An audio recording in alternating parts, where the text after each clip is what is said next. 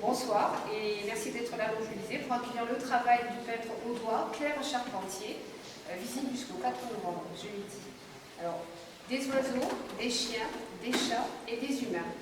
Des mots, souvent. Les toiles de Claire Charpentier racontent autant que les mots qu'elles accueillent. Le peintre a à dire, même si le sens en reste parfois secret. Il faut s'immiscer dans ce travail, aller à la découverte, tenter l'aventure.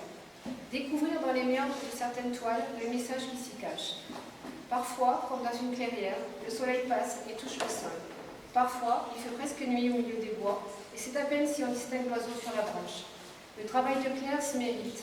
Les gris très présents et d'une infinie variété nous perdent un peu, comme par temps couvert. C'est la brume, puis tout à coup à nouveau le soleil, et les couleurs plus franches. Claire Charpentier nous promène dans son monde clair-obscur.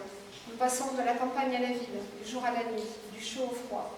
Nous passons aussi entre deux mondes, celui que semble invoquer le peintre.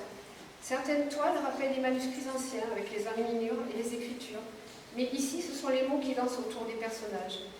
On pensera aussi à l'art de la rue et aux messages laissés sur les murs, comme autant de bouteilles jetées à la mer. C'est notre monde qui est présenté ici, un monde plein de rêves, rattrapé par la réalité du temps écoulé. Il y a l'enfance de Claire, les jeux au milieu des champs. Il y a la terre et les fruits qu'elle a portés. Il y a le ciel et les vœux qu'on lui a murmurés. Il y a tout ça et bien plus encore dans les toiles de Claire Charpentier. Des références à l'art, bien sûr. Elle se dit de la famille de la figuration libre, de l'art singulier aussi. Ailleurs, de petites fenêtres s'ouvrent sur un monde en noir et blanc où sont attablés les amis. En blanc et noir, comme un vieux film que l'on se repasserait pour ne pas oublier. Il y a des choses très dessinées et d'autres à peine suggérées. Des œuvres dites naïves et d'autres aux limites de l'abstraction. Il y a le rêve et la réalité, et la palette de Claire pour nous conduire d'une œuvre à l'autre, de ses jardins et du pensée du Moyen-Âge, en passant par ce qui semble être des ex-voto, aux fumées des grandes cheminées du cinéma. Claire peint à l'acrylique, inclut des bouts de bois, du papier collé, du tissu, et cela aussi à son langage, plastique d'abord.